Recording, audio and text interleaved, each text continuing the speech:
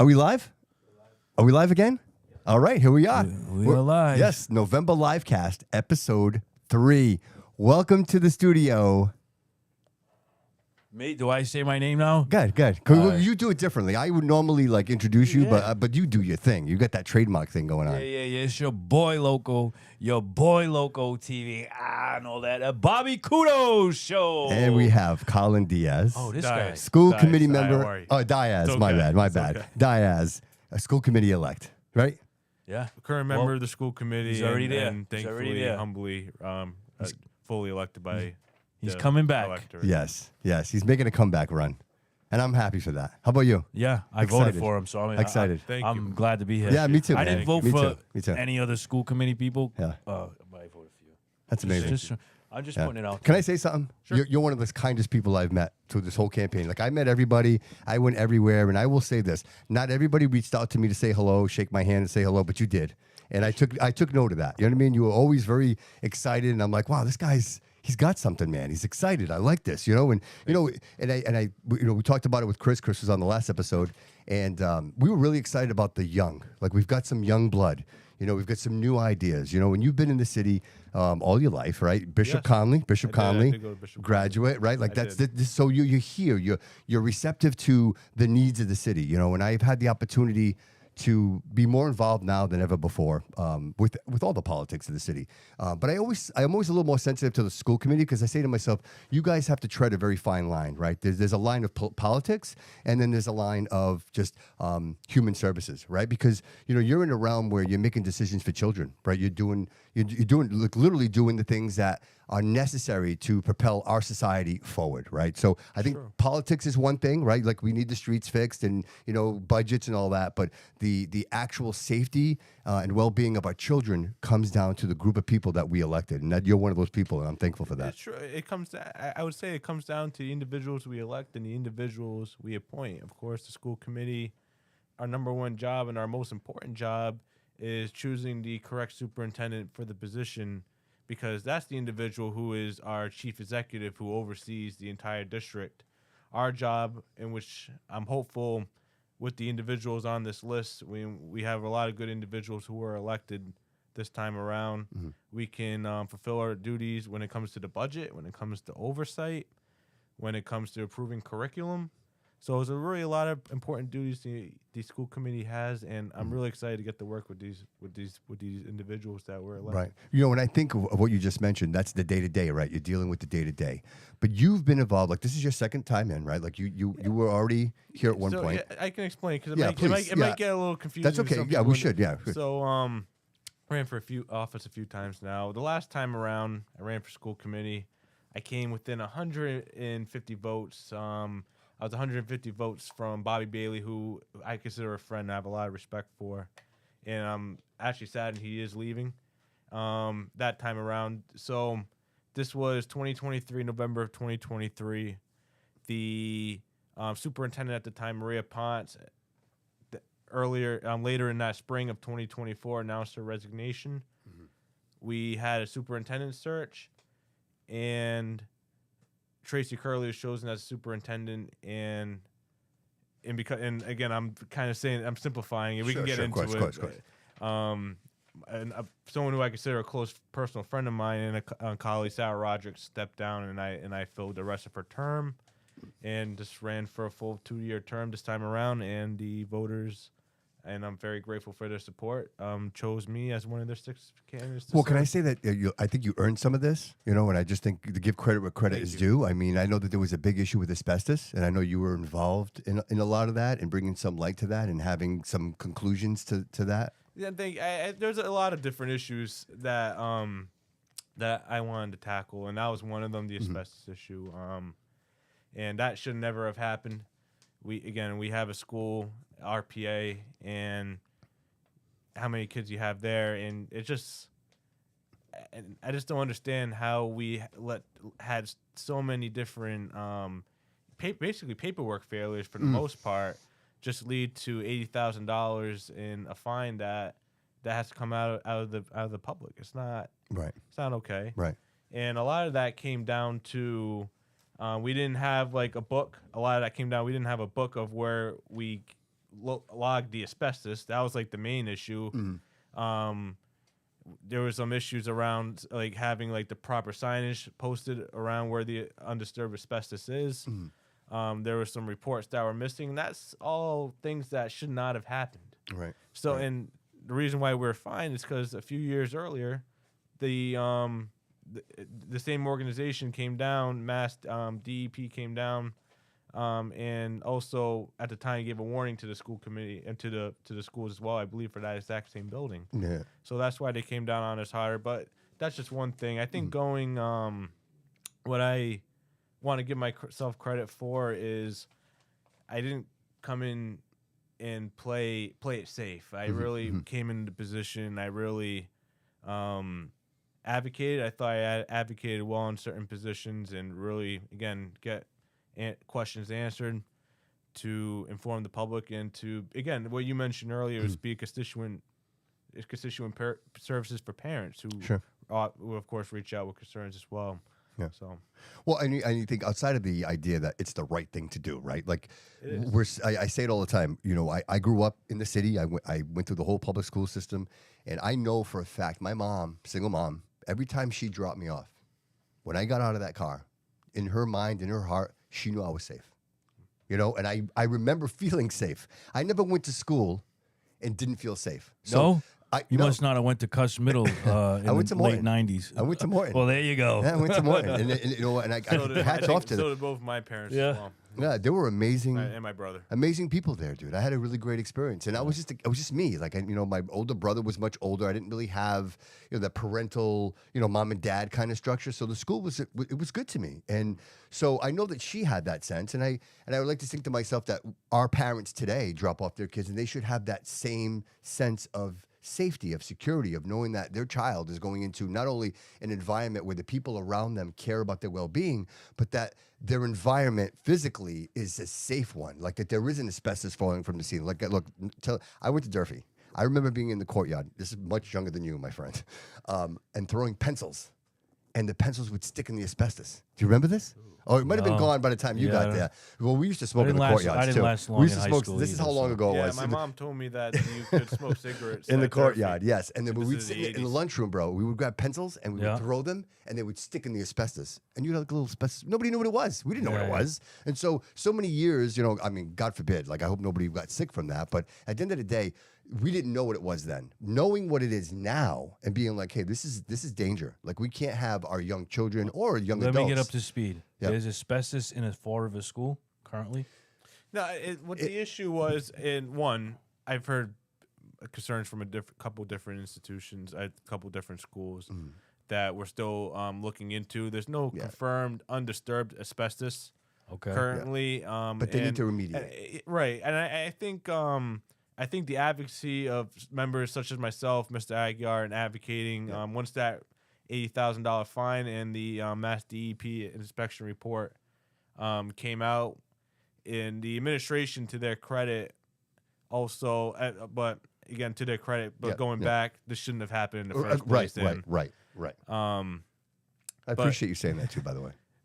Thank you. But they also, to our urging, push for testing of the entire school just to make sure there wasn't an issue. They never fined the school or the Fall River Public Schools for having undisturbed asbestos. That's an issue in itself. Yeah, right. However, we were able to just what's happening right now. There's a window repair renovation project going on.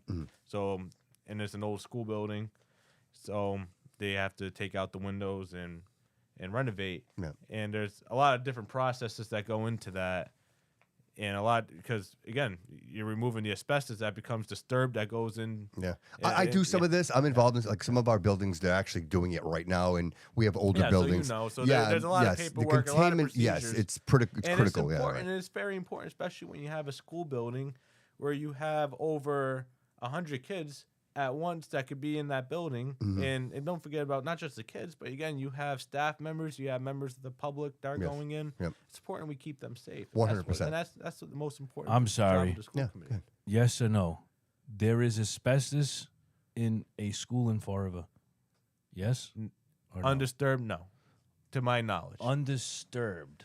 Yeah, there's oh yeah, of course there's There's a lot of buildings that have asbestos. asbestos, Okay, but there it's are. supposed Yes. to be So, contained. Yes. yeah, okay. In an So environment where, like, back in the day, if you don't mind me, they used to spray it on the ceiling, like say, like an It was like an industrial area. insulation Yeah, type it's an thing? insulation, Yeah, exactly. yeah, yeah. And it would be on the ceiling, and over time, it breaks up and breaks it up and becomes it- dust. yeah, So yeah, what he's saying is undisturbed means it's not in an environment where it's exposed to the human skin. Like I can't walk in a space and asbestos fall on my face. But to your point as well, since that's come out, we've received some concerns over other buildings, which we're trying to hear back from Ms. Walm. One being the Pay Center on Durf, where we're going to be hosting in the near future a preschool program there, Okay. so more preschool classrooms. So, but right now, no. But Okay. again, whenever those concerns are raised and knowing the history of the city, those things need to be yeah, investigated. it just right sounds away. crazy in 2025 to hear that undisturbed or however you want to. Like the answer should just be no. Right, Like, right. you know. But again, if you're gonna like a lot of these buildings, and like I know I'm not coming to anybody's defense here, but I only know because I'm in the industry. A lot of these buildings, it's code, right? You have to do code enforcement over the years. Yeah, and yeah, I yeah. believe the fine, correct me if I'm wrong, is because there's been some code infringements, like the actual, hey, listen, we're checking on this and we're checking the boxes, right? It's Oh, a lot. Most of it was in terms of code. It was paperwork. A lot of it was paperwork, paperwork. like violations, not You're supposed to have a log. Yes. You're supposed to have an individual who's licensed, which we Yes, haven't had yes. for a while. Yes, yeah, right. And right. these things are on facilities. And again, why wasn't this in place already? And this is why this election was really important because, and I've been vocal about this, I feel we were not, as a school committee, as of now and before, having conversations of good faith, and we were not doing our duty to conduct proper oversight of the superintendent. Sure. I think that changes now, and what I think, and you hear some in the community say, we're going to be a lot more aggressive. What I think is going to happen is we're going to be independent minded. I think we're going to be I all like that. Yeah. independent minded and make decisions and ask questions without fear or favor of anyone. And I think that's what's been missing from the school committee itself. And that's what I'm really excited about with this term coming up. Yeah, well, you know what, with Kevin Aguiar, it's like, again, I think like I look at you and I say to myself, somebody like him to me, I'm going, wow, I want to do what he's doing. Like, what's Kevin doing, right? Like, Kevin is someone who I look up to, is someone who yeah, me too, bro, me too. who has given a lot of good feedback along the way, and is someone who does his job every single year. Yeah, And the yeah. vote, and obviously the voters reward him Sure. every 2 years, as he always comes in first place. Right. So. Well, because I think he speaks in facts. Like there's no fluff. Like he's He says- asking you he the does. question. He's very direct, and quite frankly, I appreciate the fact that he asks questions that he already knows the answer. Like Oh, he does. You know what Oh, I mean? yeah. And I Oh, think yeah. checks and balances are more important now than ever before. You mentioned the superintendent. And I think. Look, I don't want to call anybody out, and this is just Bobby, the citizen of the city. I think things become just redundant, right? You become when you do things a certain way for so long, things start to just fall away. And I always use the example of the trash on the ground, right? Like you're walking in a building, you see some trash on the ground that's there, and you walk by and you're like, oh wow, trash on the ground. By the third time, fourth time you walk by, you don't see the trash anymore. It's still there, but you don't become receptive to it. That's a really you actually really bring up a good Right, point. right, and I think that's you described it a lot better than I even could. We've become so used to not having that oversight, and I think you're gonna see a lot of changes. I don't know if that's where you're going with Yeah, it. 100%, absolutely, Business, right, business as usual, right. as they say. I don't Fall think it'll River. be business as usual. Right. Well, I hope not. I voted. I think only one person I voted for didn't get in. So, I a lot of new faces, young faces. Yeah, yeah. And age is not a thing to me. Like I just think the younger people are more innovative. I think Sure. the older Agreed. people are wiser, Yes. and it's good to have A mix, right? a mix, and also the younger people who are guided by the older people who just maybe who lack the innovation Sure. to do things a different way. Yeah, I you think know? experience goes a long way. Oh, yeah, Loco. 100%. So it's and I don't wanna- yeah, that's what I'm trying to say, Right, and but- then somebody like Kevin who has the state rep experience as well. Everybody I It's talk to, important. It's like, important having that Yeah. state house experience. You see it come into the meetings as well, and he's able to shed a new light. Yes. Especially when we're approving either curriculum or policies that tie into DESI, and he's able to give experiences. It's important. Sure. It's definitely Sure, important, so. sure. And then you're kind of shifting a little bit here, right? And you mentioned your para, right? You do that. I am right. Currently my position. I work special education para in Wareham. All right, and what's that like? I really like it. This is new. This is a new shift for me. I was originally going for my bachelor's in criminal justice, Yeah, and yeah. I think I'm gonna finish that up. I have like the associates, but the bachelor's I was thinking of doing a few different things, and I was actually just having this conversation with someone who works there about, oh, should I finish it up quickly, get my bachelor's for criminal justice, or should I switch to education? Yeah. But I was recommended that since I'm almost done, finish it up, go for the MSL. I was gonna say, yeah, might as well grab it, right? And I liked It's it. And that I close. started this because when I joined the school committee, you automatically, your professional life, you're automatically surrounding yourself with educators, you're surrounding yourself with administrators and people who are in the field for years. Right, So, and right. I really, it really got my attention. And when I did the switch, I really like it. I really like working with the kids I work with. And yeah, I'm really happy So, where I'm so at if right you don't mind now. me asking, so criminal justice. So, were there aspirations for maybe I wanted to go police into to law. be? No. I wanted to go into my uncle is Will Flanagan, and he's criminal defense. Oh, attorney. that's I your want- uncle? Oh, Yes, look at that, yes. huh? Hey, I'm gonna. Hey, can I jump in? Of course, yeah. This is Hey, that guy, that's the goat. You know what I'm saying? I That's the know, city. I know. He kind of swayed me to vote for you. Not gonna lie. he's a just- good guy. Yeah. I genuinely. I was very humbled for his support, especially after what he just went through. Amazing, no, yeah. amazing, right? Like I tell you True what, I warrior. didn't. Just quick story. I didn't know Will. I knew Will was the mayor. Like I've been here my whole life, but I never got an opportunity to speak to Will. And so when the opportunity came up to have him in the studio and have an interview with him, I'm like, absolutely, I'll jump at Nah, this he's a opportunity. G. He's a G. Within the first 15 minutes of talking to him, I fell in love with the guy. You know what I mean? And so 3 hours later, we did a podcast. Like 3 hours later, I watched it. I remember that was a good and podcast. it was amazing, right? One of my best. And I'm saying to myself, wow, I made a new friend. This guy's great. I like Will Flanagan. I heard about him. I didn't know who he was. And then 3 weeks later, this tragedy happens. Wow. And I'm like, wow, this is right. Like, Yeah. like out of like, it's one thing you hear these tragedies all the time, but to actually know the person and to, have a candid conversation with him. I felt like I know the guy, I know his family, I know his situation. And so it hit home for me, right? And I will be honest with you, like in the mayoral election, people were watching the show and I wasn't swaying one way or another. I was just kind of like, hey, look, I'm going to stay right here and I'm just going to kind of watch where this all plays out because at the end of the day, much like I ask everybody else to do what's best for you and your family, Yeah. right? It's nothing personal. It's not that I don't like you. It has nothing to do with that. I'm just going to try to pick the best person for the job. So I really wasn't sure what I was going to do. And then this tragedy happens, and then things unfold, right? And you just watch certain things and the way people respond and the way people react and the things I have they to say. say, I think the community responded overwhelmingly Right. so well. Right. Right. It's So the community, you say that, Colin, and I'm like, you're right. The community, the elderly people that were trying to save him, wrap him in, like whatever they could do to save him. But then the people that should have been the closest to him weren't. You know what I mean? Like, and I only say that not in this family. I mean, outside of this. I Right. mean, in the political realm, where people were saying things that kind of just shunned it off, like it wasn't a big deal. I think that's few in between. Yeah. I think the majority is. Well, yeah. so and just my point, I'm getting to a point. It is Oh, it is sure. it is a very few. Get to the point. But No, the point being this is What? it lit something inside of me, and I said to myself, you know what, I care about Will, and I want to ask him how he's doing. I genuinely care how he's doing, and I don't want to do an interview with him. I don't want to do anything like that.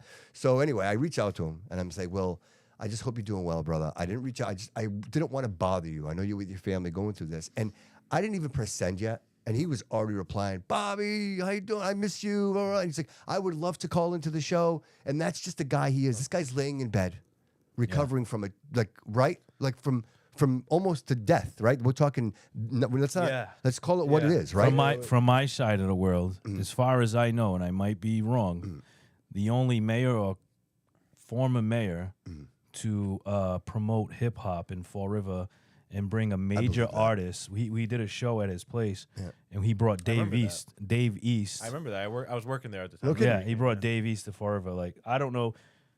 I'm not gonna name other names, but that's the only mayor or former. So But that just goes to show you who he is. He's connected, dude. He's He connected. really cares about the people around him. And when Yeah. you talk to him and you have a conversation with him, you see it.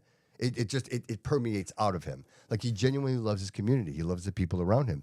And so, it's like when when I heard that, you're his nephew, I'm like, wow, it makes sense. You know what I mean? Like you can kind of see that you guys are very soft spoken. Like these just quiet heroes. It's just doing all this work in the background and really caring about people and putting yourself forward, because none of this is easy, Colin. Like people are headhunting. People just, you see the bad in people, but you see more good. But the bad, it's unacceptable. So to me, it was very important to have him call in and just to check in with the audience. And when he did, it was a moment for me, bro. It was a monumental moment. I've been doing this for a little over 10 years, and very few moments where I in tears, man. And to hear his voice and to see that he was doing okay, it meant the world to me, bro. It really did. It really did. I appreciate that. Thank Shout out Big Will. Yeah, he's amazing. I know he appreciates it well. And he's doing a lot better.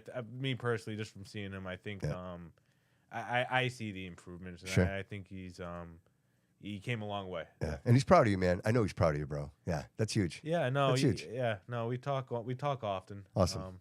Yeah, no, it was just from.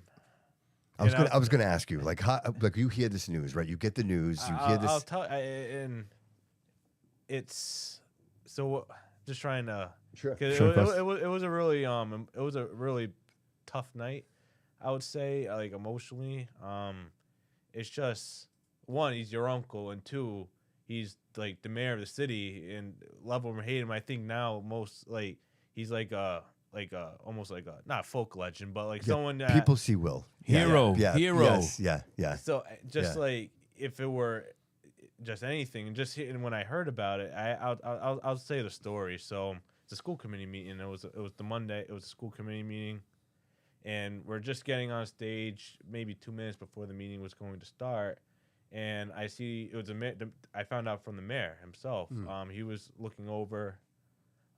He's like trying to like. I was like, oh, I'll talk to him. I'll talk to him. Like looking in my direction. I was like, all right. Well, I don't know. I was like, all right. What does he want? He calls me over. We're beside the stage, and then he told me what happened. And it was kind of like a little bit of disbelief. I was like, what? Right. Yeah. Like I'm not. Yeah. This isn't computing. Right. Right. It didn't really hit at first. Yeah. I call my parents. I told my parents behind the stage, and then I go back on stage. Then I found out how severe it was, and then I left. I actually went to the hospital just to check in on my family, see how they were doing. And I stood there for I stood there for like a good hour or two, and then we found out he was doing better. We weren't able to see him, but when I found out he was stable, I was thinking like, what would he want me to do? And I of course I also have a duty to the public as well, so I went back to the meeting that same night. So I went to the. You hear what he just said? What would he want me to do? And what he would want you to do is go back. And, I think right? I think I that think says something, bro. That never says asked him. something, I haven't man. asked him that. Yeah, I'll you ask don't him, have to. but- You know it. You know it in your heart. Like that's because that's the influence he has on you, right? Yeah, I think that's what. So yeah, and then we finished up the meeting. So it was definitely just the fan. I don't know. Just and also something to take in as well is obviously there was a big community response. And with the community response, and I love the community response, as I just said. It was who would you go to if you're just a normal community member who was a fan? Where would you go to? And of course, everyone knew I was like his nephew, so a lot of people like my family was receiving calls in the hospital. From members of the media. They didn't even know. We don't even know how they got our numbers. Especially me. I'm a public figure, so it's a little bit different. But like my dad, my mom been getting text messages like, "Oh, we know you're in in the hospital. Yeah. What would you like to make a statement?" And I'm like, so I stood away. That's what I'm talking about, right? Like these, like ambulance chases. Like how about the man, right? Yeah. So and I was just very. I was like, and then of course my phone was off the hook, like so many messages, like and not saying like I'm happy people reach. Yeah, reaching out, I really right, am, right, and right, everyone was very right. gracious and they were very sincere, and of course I passed on the message once he was able once he was able, I was able to like talk to him about that. Yeah, But, yeah. just the response from the community, just like so it was a lot to process. Like even just like I don't know if it sounds selfish, but for myself, like just trying to and then like what would he like? Obviously, I can't ask him how he would want me to handle like so once he got a little bit better, like I didn't like I was like I had no comment. Yeah. Once he got a little better, I put out a little just so the community know he was recovering Nice. and doing better. So Dude, yeah, but it was rough for you everyone. can practice for anything, but like when the moment happens, like right, you're reacting like this is, and you're probably a state of mind where that's the last thing you want to do. But it's where you have to be the strongest, right? Where you have to stand for the family. You got to be that voice. You know what I mean? And then imagine like public service, man. These are the times that it's not easy, right? You know, because everybody wants to know. People want to know. And most of us in private life, things like that happen. You have your privacy. You're with your family. But when you're in the political realm and you're in the noise box, people are gonna statements. You wanna like everybody's just hungry and want to know. And they're ready to judge you too because you're the laws and you have a lot of power. So they're ready to judge any little thing. I have no power. Well, more than he and I. Yeah. But they're ready. So it's like it's very. Where were you different. when you heard the news? Do you remember? I Dude, was- I'll tell you what. Charlie Kirk, I heard from you. Like you were my. Oh, yeah, I told you about I that was one. literally Yeah, 5 minutes before my interview with Paul Coogan. Yeah. That was. I that was day. out there getting ready, and he texted me and he gave me the news, and Yeah. like it took me right out of my game. Like I was like, Yeah, wow, I like, watched. I could tell. I was. You Yeah, were just like. Yeah. I was kind of. Nah, like, you look smooth though. You look smooth. I did my best. You were still Bobby Couto. I was trying. Yeah. I was trying. These are hard times, Yeah. man. Like you don't know how to react to these things, and you almost wonder if, like, is there a level of acceptance of it at this point, right? Like nobody's like shocked anymore when these tragedies. Everything's right Yeah. here on the phone. Like Yeah. growing up, you'd have to like go on these sketchy websites to see stuff like what we saw happen to Charlie Kirk. Right. Yeah, Well, no, even I- to I- happen to it's a Will. lot more, yeah. It's just all in your. I'll be honest, I haven't even watched that. Well, I didn't even watch the Charlie Kirk because that's just. Yeah, it's just gruesome. Oh, I yeah, tried not right. to, but it's Right. like. Yeah. But my it uncle, just- I haven't watched. I'm gonna watch it now. Now I know he's like obviously better. Yeah. I haven't watched. I told him I was gonna watch the 911 call. I haven't even watched that one yet. But Yeah. but just I don't know. It just feels It's like, surreal. Yeah. It's like wow. Yeah, you don't It's believe like it. your own Right. family. So it's, I Yeah, don't right, know. right. Like Yeah, this you is don't- actually happening. Which brings me to my point, and it's something I wanted to bring up too. And getting back on the child safety and the school safety. I realized that the schools, like we consolidated, right? We went from a lot of schools to a few schools, right? So if you could just elaborate just a little bit on what are some of the programs that the schools have in place now for like school safety, for like like gun drills and active shooter situations. Yeah, so the way it's supposed to happen, and I can get you the exact details, Yeah. but however, every single school is supposed to have protocols in place for like the lockdown, shelter in place. I'm not sure of the exact like protocols. I don't really think I would share that just for Sure, of course, of course. but there are of course. supposed to be protocols in place, and I think personally, and we get the notifications every day of there's medical shelters in place. There's a lot of schools that weekly that go into a medical shelter in place that aren't really like broadcasted out there. If Sure, there's sure. a medical issue, either with a student or Yeah. just a educator or a staff member. There's shelters in places. There's shelters in place if there's Nerf guns. I have more than once this week have received reports of just students having Nerf guns, and they think it's funny, but I could never Yeah, right. going back to like when I was like growing up, like that's like that would be like a major Yeah, why would thing. you though? Like, why would you? Like, I guess that's the first goal. Why would you bring I feel it like to school, it's right? a lot, and I don't know if it's just like a parent to student thing, but it just seems to be a lot more prevalent now. Yeah. However, the responses that from those incidents, I think were performed well just from the reports we received. But there's some instances where we could be getting a lot more information on. For example, the last graduation, there was an individual that went to Durfee with a firearm, and he was asked to. I'm not sure if it was we never got much information. That's a whole other issue. Sure. That's one of the biggest issues I have right now Yeah. with the administration is the communications and what we received. Transparency, right? For exactly. Yeah. So we didn't even know like what we never even heard about this until I inadvertently asked a question about an incident like 2 months later. Mhm. And then we found out there was an individual with a firearm, but he was he can't go in a firearm with a Yeah, school, right. So, So no gun zone. Yeah, gun-free zone. so incidents like that. Is it one of these things that, well, nothing happened, so we're not going to talk about Yeah, it? so that's what. So yes, that's- that's exactly that's 1,000,000% the answer. Yes. I get a question. So Yes. in an instance, what is the procedure? So when let's say Diamond, Durfee, whatever, right? Superintendent gets notified first of a situation like that. What's the procedure? Oh, the procedure again. I wouldn't Outside know of the school, outside of the school, who's next to be notified of a situation? Who's Oh, you're supposed, talking about the procedure just for notification? Yeah, like- it would go to the superintendent, and then it's his or hers. it would be Tracy Curley then to give that information to the school committee. Okay, Whatever, and that's the way with any adverse situation. that sounds like we're supposed to be notified of any like issues that happen in the schools, Yeah. and it's sometimes unfortunate. And I could think of a number of times where we find out about an incident after the fact. For an example, and then it's not even just with safety, but with finance. I know we're just talking about before, and I Sure. know Mr. Aguiar really brought up this issue and brought it up well with healthcare. Mm-hmm. We have an issue of getting the information until like the last minute with many things. So like we're still Mr. Aguiar, still myself, we're still waiting for information on that, trying to figure out how we got to that point of the situation with the healthcare. Yeah. It looks like, from my understanding, it's more on the city. So basically, long story short, and I'll double check this just to make sure. So I'm just going to simplify it.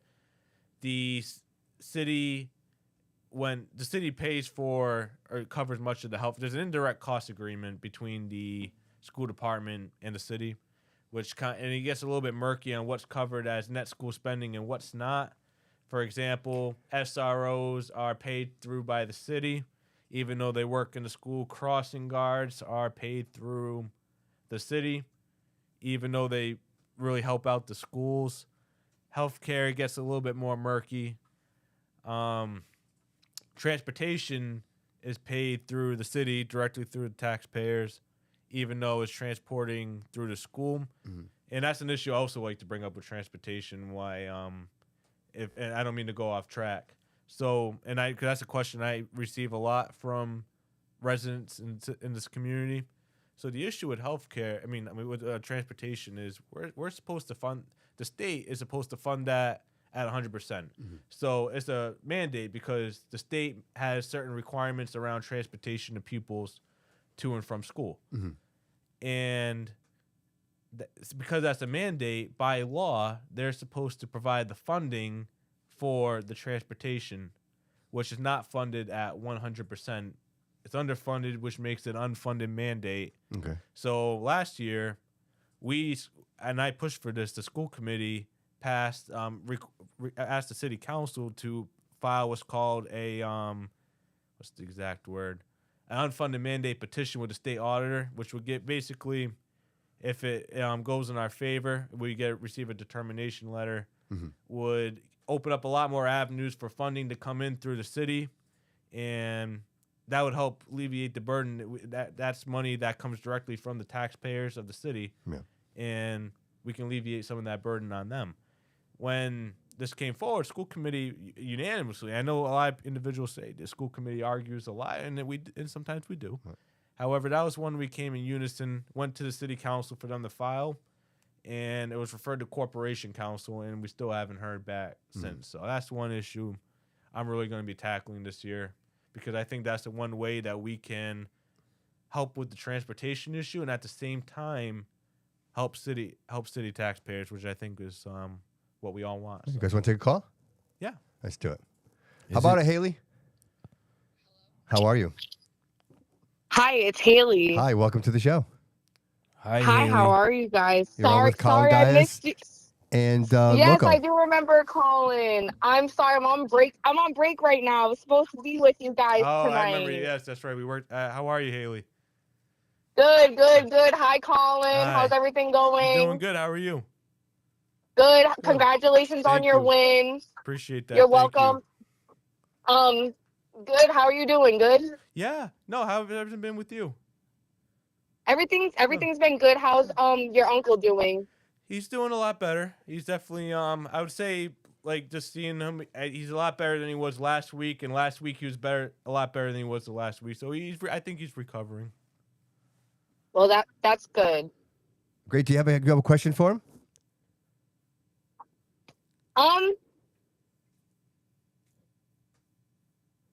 Yeah, Colin, what are your plans to do for this school year? Yeah, on the school department level, and I apologize if it sounds a little bit technical.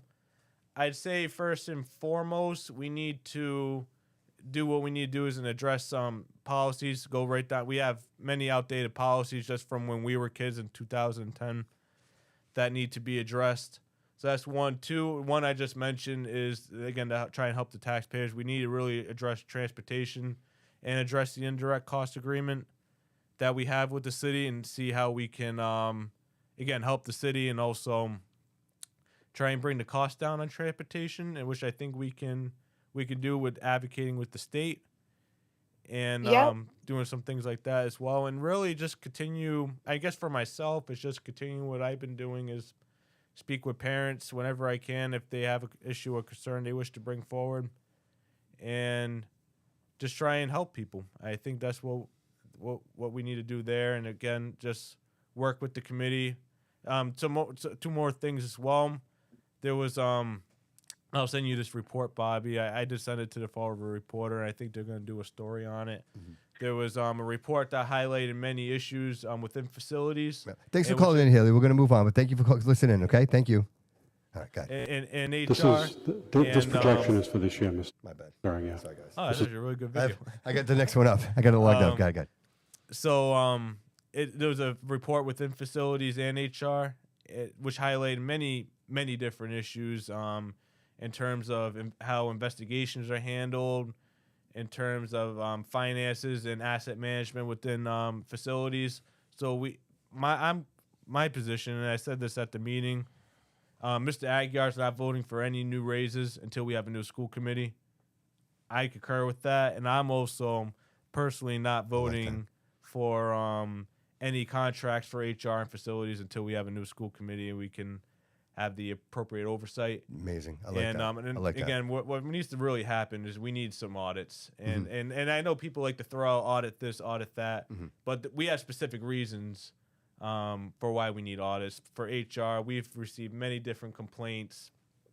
There was a lawsuit filed against the Fall River Public Schools as well, with many different HR concerns as well. And there's another one coming up as well that I board on. We had the $10 million one, I believe, and there's another one that's come up as well. Oh, interesting. Yeah, when Boomer was on the last episode, I get no details. I don't want to get ahead of it. But we've received many different complaints, many different reports highlighting illegal overtime use, misuse of school department equipment, misuse of funding, investigations not being properly handled.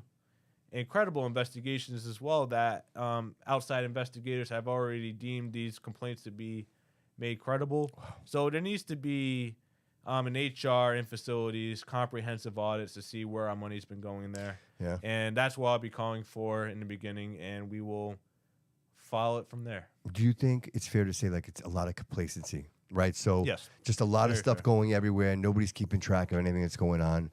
I'd hate to think that a lot of this is just. I think I don't mean to interrupt you, Bobby. Please. I think the issue is poor leadership at the top, and that's what needs to be addressed first. Yeah.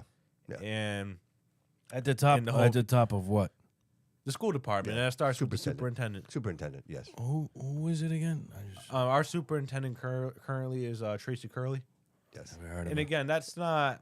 Never heard of it. Well, just so people know, that was a mayoral decision, right? At the end of the day, it was kind of like a. Well, it wasn't unofficially. Unofficially, yes. I mean, let's just call it what it is. Wait. And the way, and just to go back. Yeah, because I think Anna would have. Go ahead, I'm sorry. Right, and just to go back just to that, because a lot of this ties into it. So if you go back, and I don't know if you talked to this about Kevin. Kevin talked about this. Or He not. did mention. The process was flawed. So first of all, the mayor himself. So just so the audience knows, we're talking about the appointment of the superintendent of schools. Yes. Okay, sorry. It's not a voting thing. It's an appointment. It's voted. It's voted. It's supposed to be voted on by the school. Let him. I'll explain. check I'll- this out. Because I know I'll some explain- things are appointed. Exactly. Yeah, check this out. Like parks and. Yes. No, I'll explain in detail. Okay. Well, yeah. So, as I was saying before, Maria Ponce resigned, or announced her resignation. There's a process for the end of the year. There's a process to pick a new superintendent. School committee votes to employ the services of the Massachusetts Association of School Committees, which is another issue I'll talk about after, to help with the superintendent search. So what happens is the mayor decides to create his own a subcommittee, which again, this violates school committee policy. You can't just create your own advisory committee to advise the school committee without a vote of the school committee. He appoints all the members. Again, some of these individuals, and that's not to say the individuals that were appointed are Right. but it's just a point that he. It just worked out. I do what I want. That it went against, but it's just a point it went against policy. Sure. And they went through a superintendent search process, this advisory committee, with the help of the MASC. They have 4 individuals that they recommend, one being Tracy Curley, one being Anna Riley, and 2 other individuals as well. I believe the superintendent of Middleborough and another gentleman, I don't even remember his name. So you have those individuals who are recommended by the search committee to come before the entire committee. And the committee at the time chose Tracy Curley. And even though there was more, the resume for Anna Riley was a lot more extensive. She was superintendent of the year, as we know. She was in also Rhode Island. She was doing double duty, right, as a principal. I don't even know that, Yeah, but again, the record's extensive. Yes, obviously, There very was well a lot. qualified. She was doing a individual. lot. She was doing a lot. and that's why Dr. Rodericks, I believe, resigned as well, because this is the way the process played out, and that rubbed people the wrong way, as obviously. And Well, those who knew, like the layman's, we didn't know what was happening. Yeah, I'm a Like, lame. I have no we idea. had no idea. And Right. that's another issue as well. I Right. think as an issue with local media, I think sometimes we need to do a better job at getting information out there. But Sure. I'm not Anytime you want, Mike. Me casa will. su casa, brother. I will. Yep. No, definitely. Definitely. So that's the process in the nutshell. It was I believe it was originally a 4-3 vote, and then Sarah resigned, Dr. Rodericks resigned, and then I think Bobby ended up voting for, so it was ended up being like 5 or 6 to 1.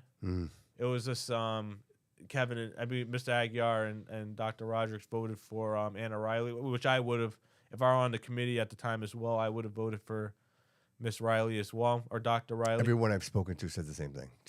But go ahead. Right, and so, but again, so then Dr. Rodericks resigns. I come on, and we have Tracy Curley as a superintendent, and we have gone on from there. And it's been what it is. And again, It's been what it is. Yes. And I'll say this, and I'll give him credit. Boomer has been saying a lot of these things, right? And he actually, I'm going to play a clip for us if you don't mind. Yeah. And he's been. It's funny because someone shared this with me privately, and then I watched it. And credit to the Florida Reporter, it's his video. And so let me just load this real quick. Wow. Yeah, we don't want Joy. There's one thing that. So I have it right here. So go ahead. when I listened to it and I played it, the first time I heard it, there's a lot of conversation there that I'm like, well, I don't really understand what he's saying because there's a lot of ways to move money around, right? And so I'm trying to figure out. I'm still trying to understand it. Right. Again, Mr. Aguiar's been in this for years, Yes. so Yes. he explained He's it masterful. to me. He's masterful at it. He is. So I'm going to play this clip, and I know you were in attendance there as well. This is the most recent city council go meeting, right so I'm just going to go ahead and play You this mean real school quick. committee? School committee meeting. I'm sorry, my bad. All right, here we go. Projection is for this year, Mr. Aguiar. This is for FY26. So you asked for an update. Yeah, I understand For this year. that. We haven't received anything that indicates How the hell did we go $5 million Bobby, can I over net school spending on I was healthcare? wondering if I can Sure. kind of just like at like certain points 100%. like kind of Monday morning quarter Yes. kind of Yes. decipher I a would little bit. love for you to do that. Yeah, so it's right there. Yep. So you see, you hear that theme a lot. We haven't received anything. We haven't received anything. We haven't received anything. This is a common theme with this current administration, with the superintendent, which I hope changes next month, where school committee members ask for information, provide the information. It's that simple. Right. But so again, so people should watch the school committee meeting. I encourage the public, watch the next school committee meeting and tally down how many times you hear a school committee member say, I asked for this information, I haven't received it. It would blow your mind. It's ridiculous. But again, that's why a majority that wants advocacy is so important. Yes. And that's why this election was very important. But sorry, continue. Okay. Other than a straight number and said the city took care of it, and thank you very much. Short of that, we haven't received anything, as far as I've seen, that says, how did we go over that amount, and that we're not going to go over that amount now? Do you understand what? So yeah, you heard it again. So I mean, you could play a little bit of it, but so basically, we went over the amount. We had no idea about this until the budget report. So we're all blindsided. And who's that presenting the report? Kevin Almeida, he's our CFO. Okay. Of the school department. Yeah, and I don't want to feel bad for the guy, but I almost felt bad for the guy because he had a piece of paper inserted in like a plastic, and that's what he was reporting with. Like, and I'm like, really? Is that the best we can do? That's what you got? Like, so I'm gonna come to you with a $5 million deficit, and I'll be like, hey, here you go. So I got. Like, anyway. You Concern is? Yes. And I can see what this projection is. What I asked the superintendent for, which I'm sure is coming, is these documents for each month last year, so we can figure out how did we get to the point of being 5 million.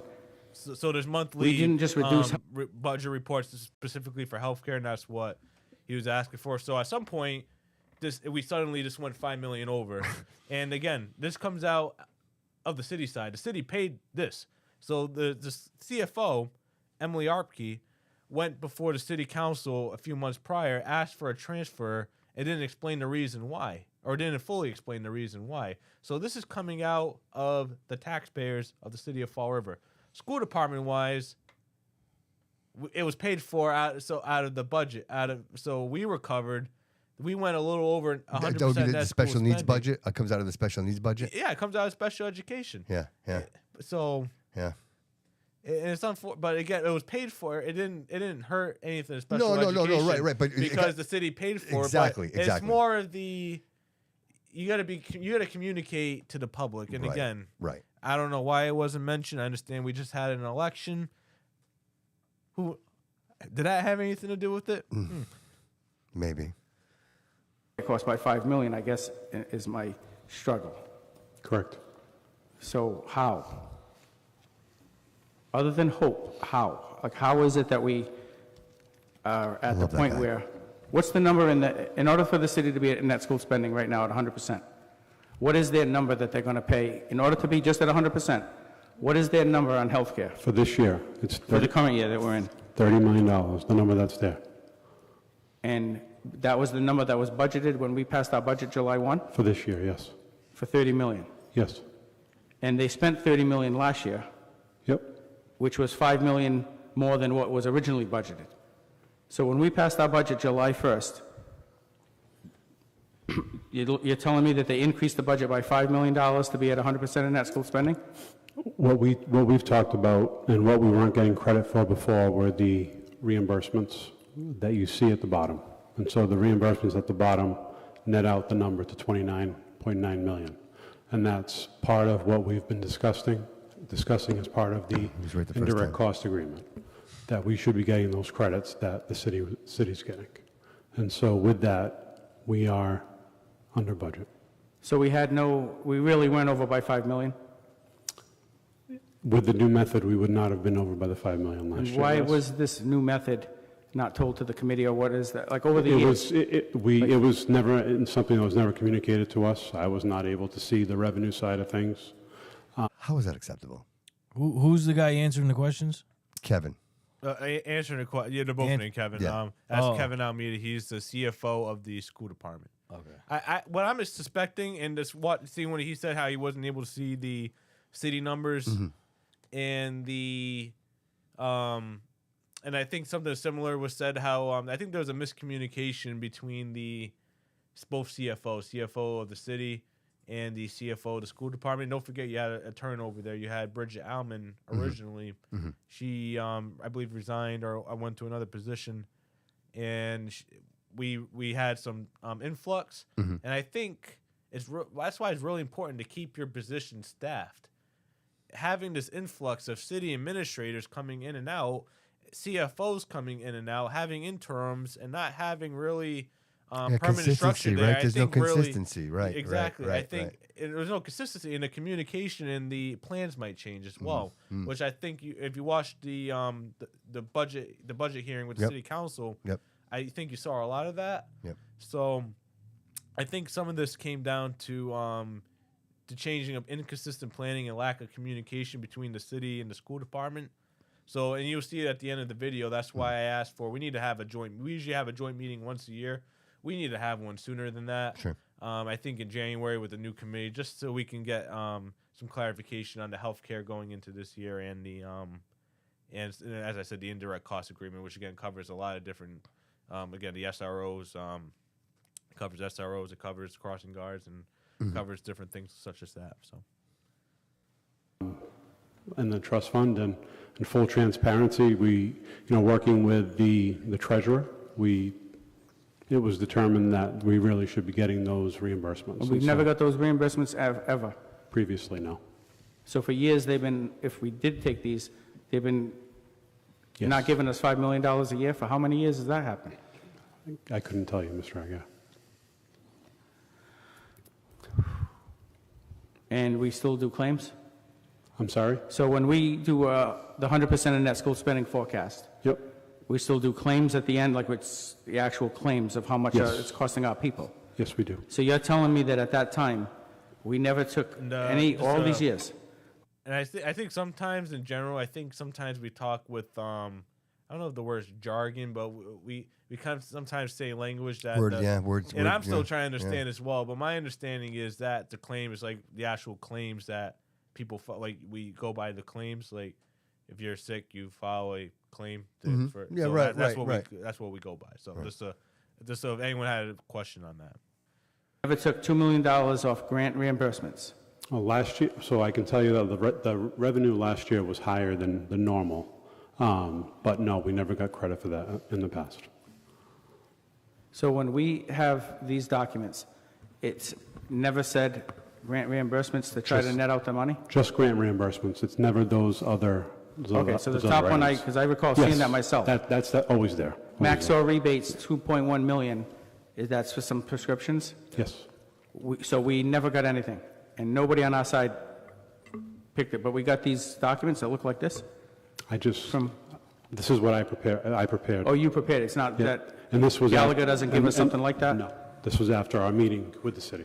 So who knew on the city side that we were getting these reimbursements and not getting any credit for it? So therefore, the city was under net school spending by X amount of dollars. Like, who knew? They would have known. The city would have known. And they just, Who is he referring to when he says the city would have known?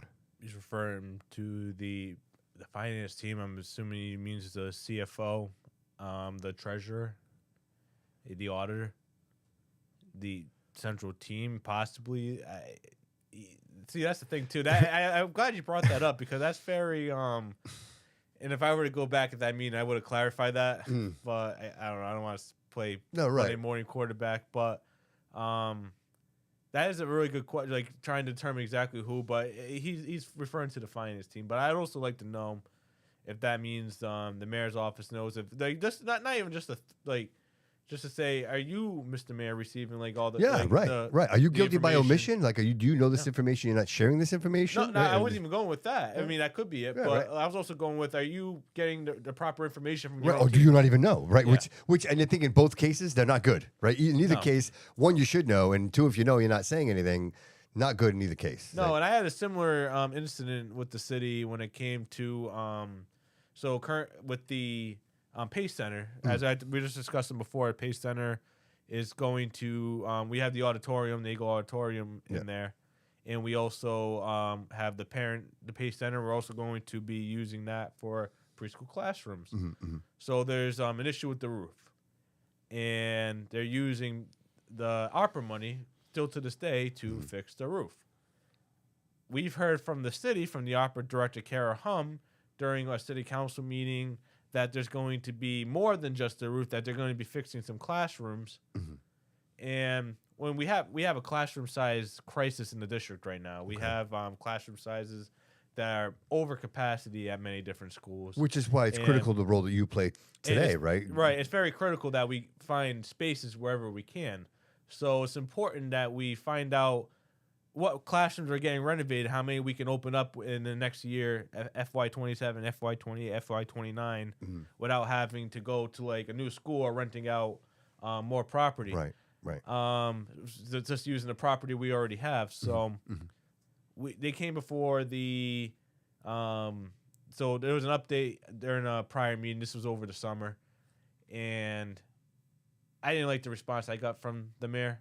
I thought we could have got more. Just from the fact I don't think there's enough information provided. Right. So that's just one example. So I just wanted to show you that there's a pattern, a long pattern of inconsistent I was going to say information. the same thing. I see patterns. Yeah, I do. Where's this Pace? Silent, even though Nagel Auditorium. Is that the where is it? Nagel Auditorium. Oh, Derby. Yes. We still have the auditorium is turning into a the auditorium is staying how it is.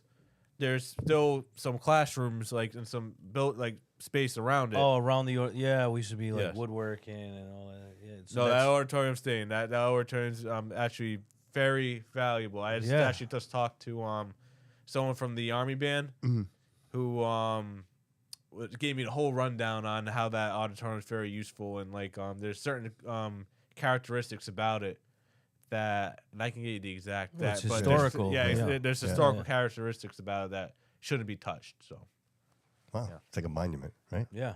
All right. they had to pay us 1.9, 3.5. I'm really having a struggle with this stop loss reimbursement, $2 million. We've had stop loss reimbursement on our paperwork for healthcare since I've been on this committee for 20 years, and I've seen that. What is stop loss reimbursement? I'm going to get you the exact definition. Yeah, because I hear it, and I want to know what that is, because I think it's very important to what he's getting to, the point he's trying to get to. For 20 years. Now we're saying we didn't know that it was $2 million? I'm telling you that the numbers weren't as high in the past, and that that's something that we talked about that really we should be getting credit for as part of this. Right, well, to be fair, I've said this in public meetings over and over. In order to be fair, 100% of net school spending is net. Correct. Like the city gets a Medicaid reimbursement over $1 million and we get zero, but it comes out of the special ed budget. So technically speaking, the city isn't necessarily funding us at 100% because they don't net off the Medicaid. You're telling me they didn't net out $4 or $5 million. Sure. It's basically like the number, if the loss goes over the deductible, you have insurance for that. Oh, okay. So that's the long story. So you would get reimbursed on that loss, so a percentage of that. Okay, that makes sense. Okay, all right. But then we get told that they're $5 million over net school spending. How the hell does that happen? When we send the end of the year report, who signs off on that to say that we're that much over? So we're not $5 million over. We wouldn't be with this, using this. We shouldn't be, because it's common sense. If you're getting reimbursed this money, what is this, like this new girl that comes down to City Hall to say that the Ozempic went up, so that's why we're out $5 million? So she comes out with that nonsense, and really, it was $4 million, and we're being told, oh, it's $5 million over? Like, nobody else has any concern about this? We're told one thing to millions of dollars, and it's just, oh, okay, we're sorry, we're over. Never mind the fact that it's probably something similar with the other piece of being over for pensions. I didn't even ask about that, but this is something that is just, it's perplexing to me to say, how are we here? Now we're saying, I'm glad you're being honest and telling me something's going on that it wasn't. I have nothing to lie about. Mr. Right, I'm just saying that I've been asking for months now, since There it is. And Interim CFO went to the city hall. I'm telling you now what Yep. I'm aware of. That's. And I appreciate you getting that information. But it's disheartening to sit down and watch a city council meeting when we have an interim CFO come before the city council, start telling us it's because everybody's taking Ozempic, that's why the costs are going up. And then doesn't tell the city council that we're going to be over by 5 million. But then all of a sudden comes out, they're over 5 million. So now we're wondering, at least I am, what in the heck's going on here? There's got to be something here. I've said this over and over. Now we find out, oh yeah, there was something going on. When it's convenient, they just say, we didn't tell you about this reimbursement, so we don't net it out. I don't know how anybody can sit on this stage or the city council and have any faith in the city doing anything with the healthcare, because this is quite honestly unacceptable. So I will await all the information from the superintendent that I asked for earlier, because obviously something was going on. And guess what? Something was going on, and it's millions of dollars difference. With that, I yield. And if you watch the city council meeting when Councilor Ponte really hammered on that issue, try with the follow up to get the answer on the city side, I felt like there was some Shenanigans. I just felt like the answer there was no straight answer. There was absolutely no straight. Yeah, answer. when there's a straight answer, like immediately my brain goes to shenanigans. Like, why aren't you just being upfront with me? If you tell me the truth, if you tell me what happened, then we can find a solution to that. But what I think a lot of it, Colin, I don't think they know. I think it's just they don't know, right? I mean, maybe some of them know, but I mean, a lot of them don't. Jordan Sylvia. A lot of them don't know. You know what I mean? Oh, the show just took a turn for the worse. Oh no, let him on. Let's. Please, You sure? All right, I'll do it. Oh, I'll do shit. it. Only because I love him. Jordan Sylvia, welcome to the show, buddy. What's up, buddy? How are you? How you doing? Are you? Can you guys hear me good? Loud can and clear, hear you. bro. We got Nobody can Colin, hear you. Loco, and you got Jody on the Who boards, is this brother. guy? Oh, wow. I'm sorry to hear that. I'm sorry for you guys. You can actually hear me. What's up? Loco, what's up, buddy? What up? What up? How are you? Oh, and Jody, my man. Yeah, he's. Dude, I have some crazy echo. Hold on. What's Yeah, up, it's my because you guy? have you must, Boom, boom. you must have your Facebook still on. Shut Yeah, I that off. just shut it. Don't just you shut know it. when you call a radio station, you're supposed to shut the radio off? That's like Radio 101. I'm trying Didn't you to shut didn't you ever everything call but in you on guys. Friday nights and you didn't call a request in for Jen? No, I'm like a slow person. I have 500 apps running on my phone in the You background. never called WSAR? Right? Didn't you call WSAI? Don't you know you have to have the... I think we need to cut him off now. I heard he's banned from there. What are you doing over there? Gee, what's up with this? Something's going on. Look, either you're playing with This your is phone, awful. you're in the McDonald's drive-through. Like, I'm starting to get a complex here. Dude, I'm working like a slave right now. I know you are. Listen, can I say something real quick? I mean, I don't want to take the energy out of the show here, but I'm gonna. I had the pleasure of working with your family on Tuesday. I spent the whole day there, and can I tell you, brother, like they are fierce. You have an army. You have raised an army. They are unstoppable and amazing, bro. Amazing, dude. I've never seen kids working so hard and determined, bro. Like it was just amazing. Oh, you guys were putting them to work hardcore too, Yes. bro. You gotta understand. You too. were like, You gotta- can I get a pizza? You're like, all right, give me 20 pizzas. All right, I'll come back 2 minutes. Give me 20 more. That's exactly what it was, dude. You're not even exaggerating. We did 78 pizzas, was it? 78? You should have seen Bobby. He was just sitting there watching them drinking Coke and stuff. That was it. Did Yeah. nothing. But seriously though, I think the work you and your Bro. shop did on Veterans Day was phenomenal.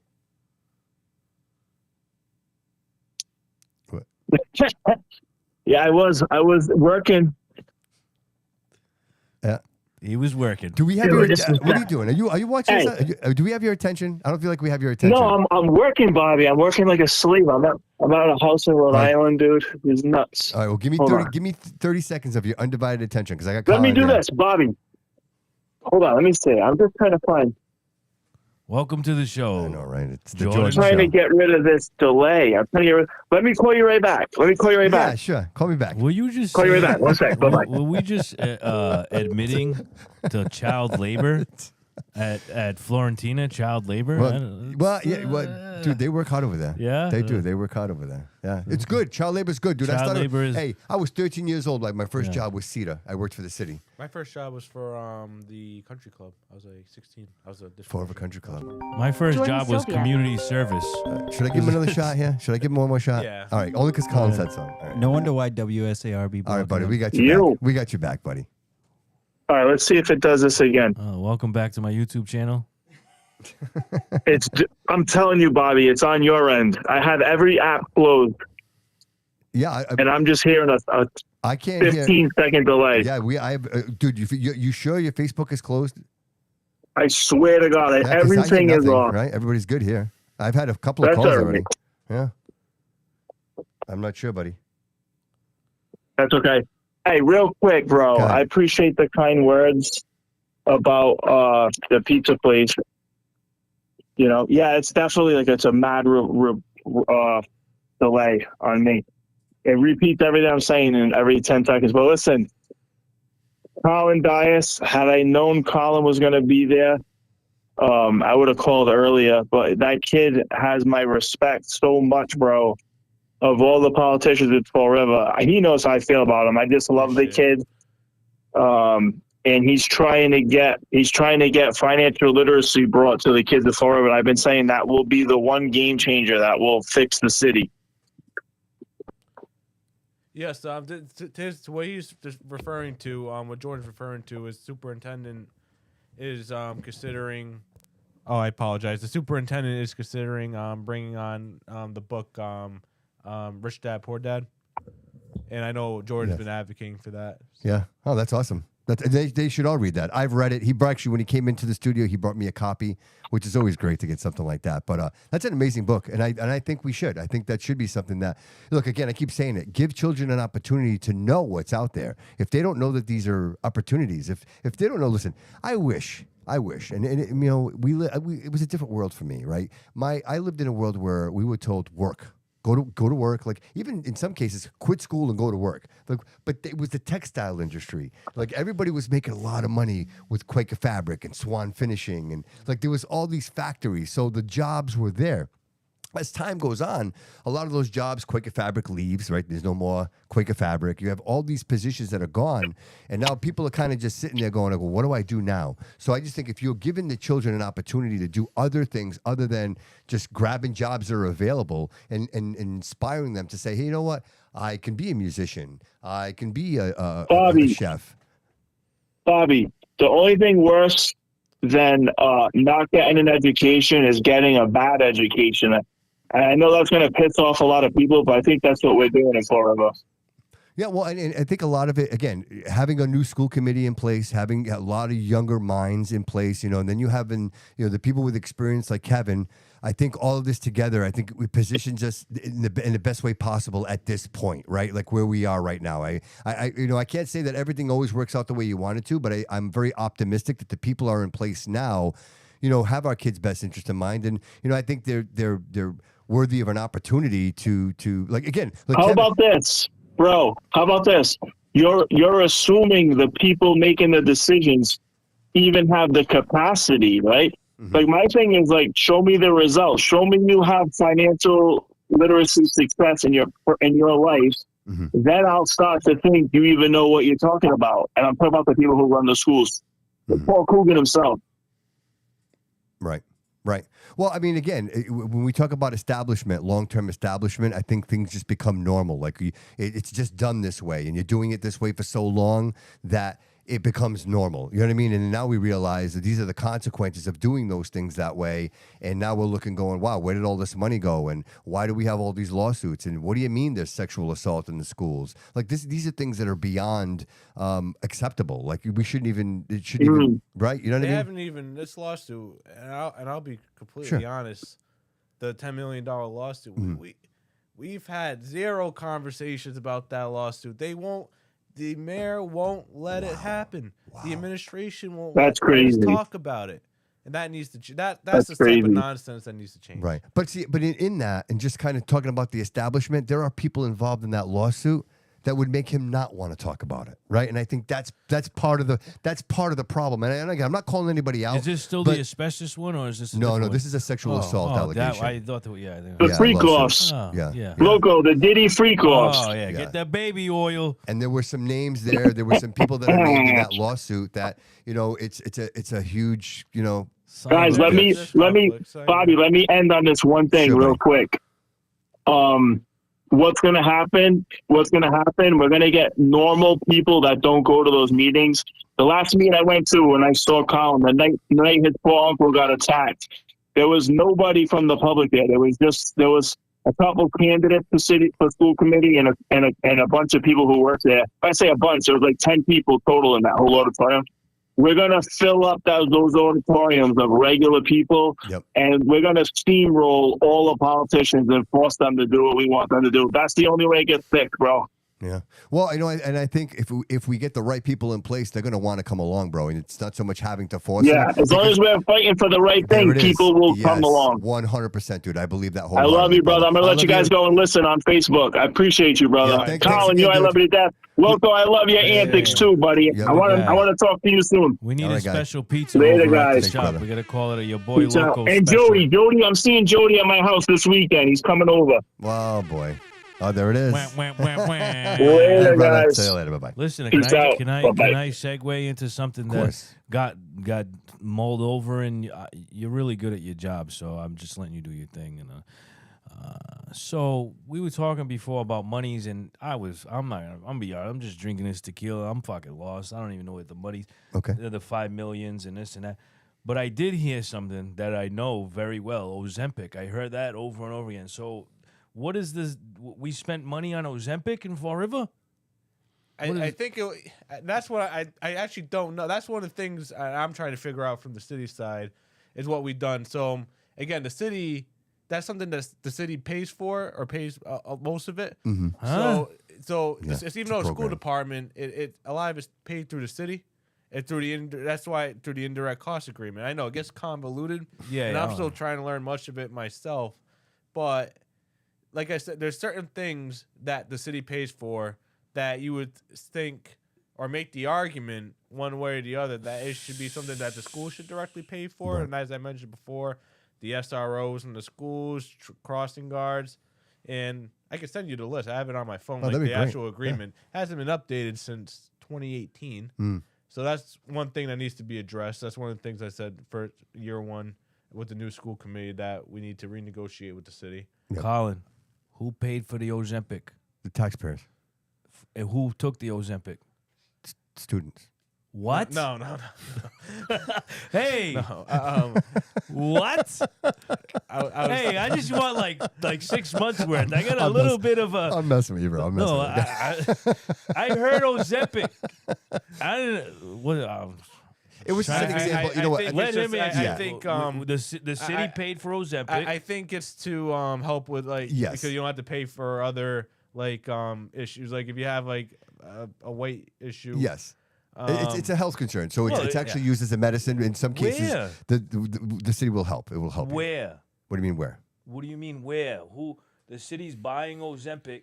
Yeah, it's a health insurance plan. They cover They cover employees. Yes. Okay. Oh, sorry. Yeah. All right. It's part of the health plan. It's part of the health plan. Okay. Yeah. Well, Again, the idea, I guess, dude, the idea is like what they're saying is like, should it be part of the health plan? I guess that's the argument. But in my case, look, if you can help people lose weight, and if that's what it takes, I think it's cheaper to pay for the Ozempic than it is to pay for your cardiovascular. That's the thought process. I guess, try right? not have to pay for something. I guess like that's. We don't, because it's a city line item, we don't really get much of that. That's why Mr. Aguilar really requested that update, just so we can find out how we were given $5 million extra dollars. Well, let's throw this out there. I don't know. Let's say, let's say $5 million for Ozempic. I know that's not a number, but I'm just saying. Okay. How much are we spending for actually like good food? Because when I went to school, nutrition, right? Yeah, that's a good point. I like that, Colin. Things like that. This is crazy to me. I don't know. I don't know.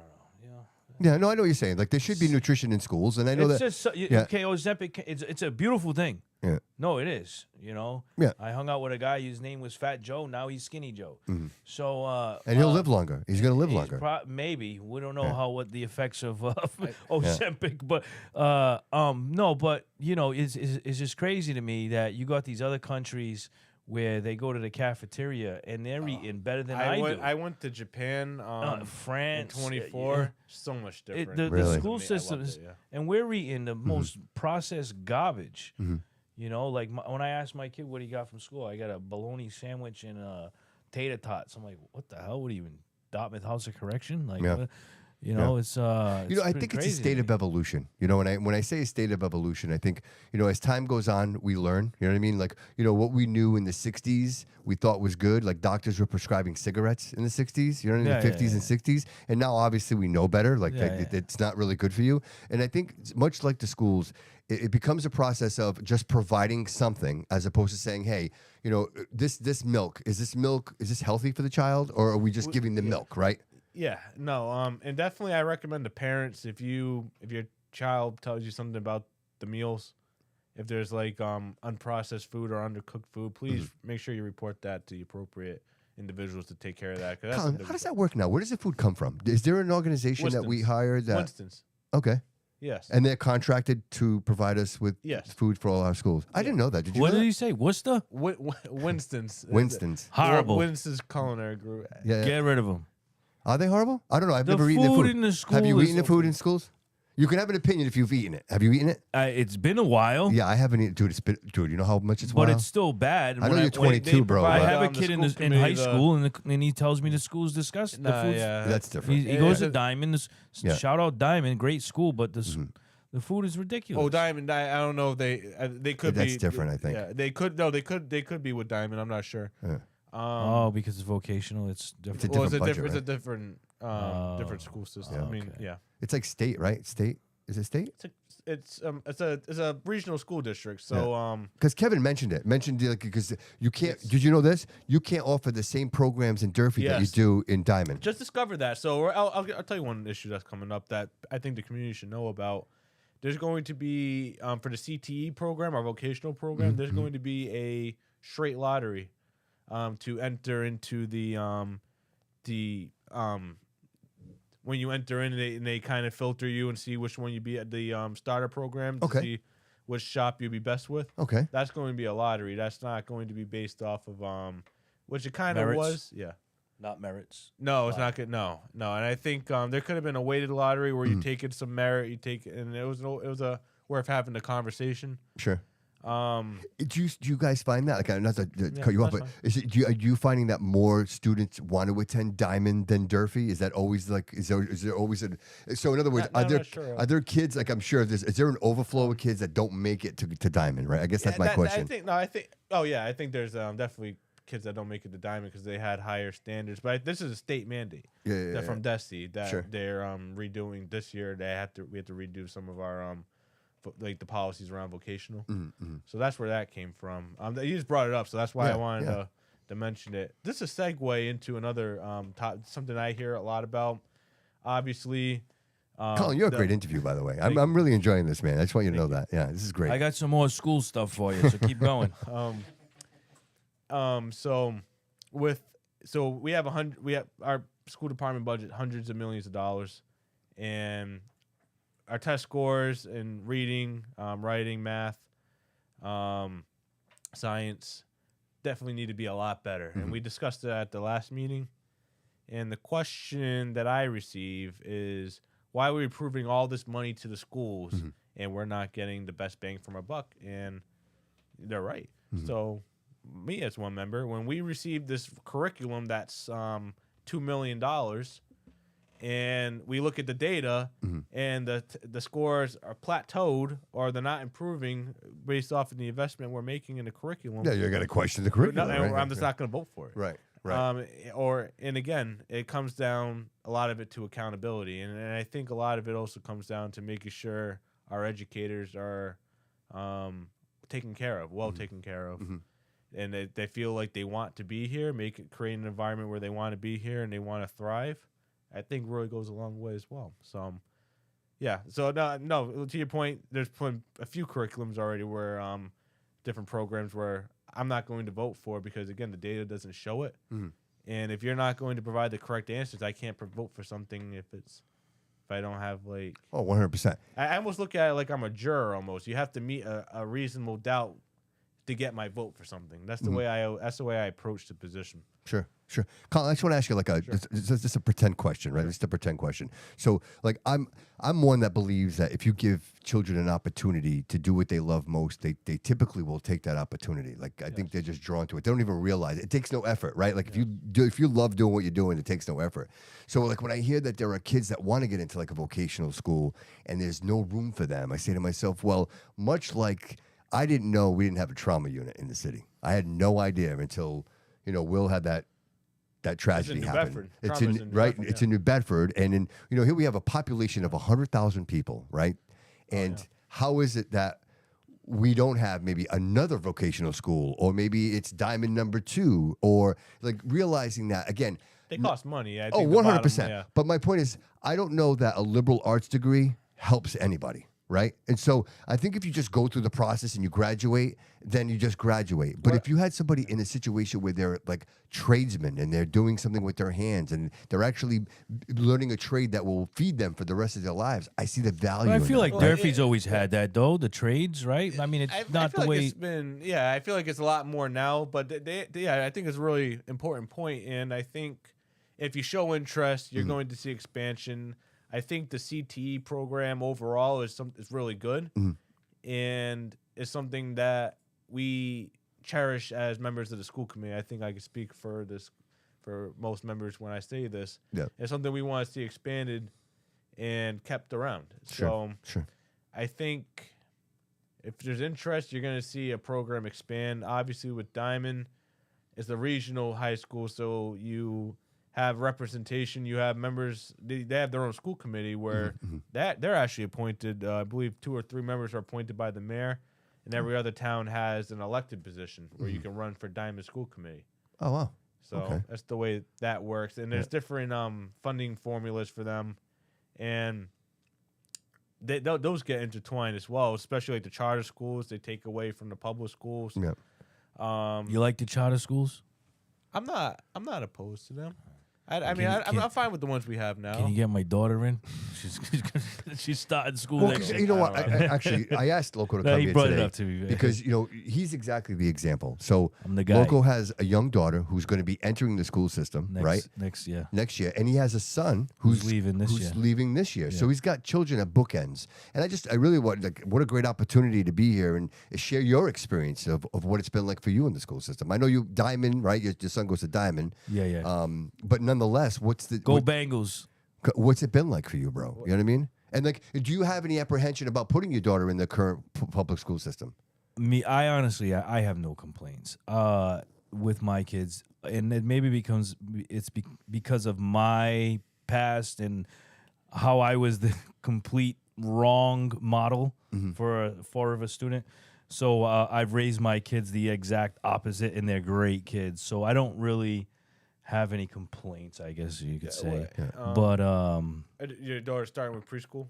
yeah. So she's a November 26th, so she'll be 5. But so because she's My little cousin had the missed same issues missed now. it, she couldn't go this year. So so she'll start next year. There's like a half. There's actually, speaking of programs, there is a preschool program that the Fall River Public Schools. Yeah, but it's like offers. 2 hours Yeah, a day or something. I Like know, but you it's drop at them the off and then start. you're picking them up at noon. It's like, I what think was it's a the little more point? than 2 hours, but I get what Yeah, you're yeah, saying. I 2, get- 3 I get your hours. Yeah, point. yeah. We were gonna do that, but it's like you should just stay at daycare and but yeah, no. I mean, all right. So we're talking to me. Hi, I'm here. So I got some stuff for you. Boomer had said something. We'll be seeing in a few minutes. Yes, We're gonna see Boom? see downstairs. Yeah, it's downstairs. Oh, he's coming up here. No, we're going down. Wait, what? We're going downstairs. To see Boomer? Yeah, he's downstairs in the restaurant. Oh, all right. No, I didn't know it was. All right. Anyway, so Welcome to the show. maybe the guy didn't win because too much of what's wrong and not too much of what's he's going to do. That's my personal opinion. I did vote for the guy. Coogan has done many things for me over the years. I just wanted to see some change. That's just me personally. So one of the things that I like that Boomer said, and I didn't stick to his guns, and I'm going to talk to you since you're in the schools and all of that, is your thoughts on the RPA school. Yeah. When I was in high school, when you turned 16, you could get expelled. Nowadays, I think they try to keep you in the school system. But back then, they sent me to what was called the alternative school. Yes. And so I got kicked out of the Durfee, and I went to Portsmouth High, where my mother was living in Portsmouth. I got kicked out of there in 3 days. And then I tried to come back I tried to repeat freshman, came back to Fall River. I didn't last in Durfee again. They sent me to alternative. I was in there like 2 days or 1 day, something. And they were in there teaching us 2 + 2 and how to spell cat. And so I wasn't in there long, but from what I got out of the alternative school, which I guess now is called RPA, like Boomer said, I personally think that school, I understand it's a necessity to help those type of students in a different, capacity. I get where you're going. With You know what I it. mean? I'm excited to answer this too. Yeah, so I just personally think it's bullshit to separate kids and tell them you're not too. good enough to be with the rest of the fucking kids. Put them in the same school. That's just my opinion, but I want to answer I this. want to Yeah, know it's really how important. you feel about it. No, I agree with you. I personally believe again, this is an ongoing issue with RPA. There is the process to enter RPA has come under a lot of scrutiny, and rightfully so. And my opinion is, just again, from speaking with the administration on this, from seeing presentations, that in my opinion, first I'll start with my opinion. I believe RPA and actual alternative high schools separated from Durfee needs to be limited in capacity, very limited in capacity. Because now my opinion, When I went to it, it was probably maybe 15 kids in it when I went to it's it. more now, but it's Yeah. starting to go down. And rightfully so. I think there are many kids in that school that should be at Durfee, my opinion. And they're there either for mainly attendance issues, which or Yeah. or so things like So that. not but- more so but, behavioral? I was- Mine no, was- no, my I wouldn't reason even was say behavioral. Not Mine even was just be- behavioral. I was gonna say when I was when I was in high school, I graduated in 2018, and there was a lot of people going there for attendance issues. Exactly. crazy. That was ridiculous. And That's they were crazy. amazing Yes. like people in school, and they still got sent to RPA. Is that what Boomer was mentioning? Like it was being treated like a prison, like they were punishing? Yes, I think that was a part of it. Okay. But that's one of the main issues. The attendance, you shouldn't be just sent there, and I personally think that was just to keep Durfee's attendance numbers looking higher. But that doesn't address makes doesn't address the root cause of why those students aren't attending school. So there's that. Yep. And I forgot where I was going with this, but I think now there's different programs that are being offered that start being more hybrid models, like CTE, for example. We could start moving more students into Durfee, and there always needs to be what needs to happen. What I've been advocating for is, one, every student at RPA should, if they choose, have a path to go to Durfee, which they a say path is yes, back to Durfee if they yeah. choose to. Yes. Okay. 1, 2. Involuntary transfers need to stop. It's a liability, and I promise you when I say that it is a big What liability. do you mean involuntary transfers? When you're told, all right, you're going to RPA no matter what, you have no choice. You have no skin in the game. That's what's that is what happens now, right? It's a 'Cause lot that's what less happened to now. me. So my understanding, yes, yeah, exactly. So I've been hearing from parents recently saying, "Oh, my son," for one example, and it was posted on social media. "Oh, my child was on their phone. He was threatened to go get sent to RPA." You can't do that. Wow. That's just if that's true. Yeah. That's just not okay. Right.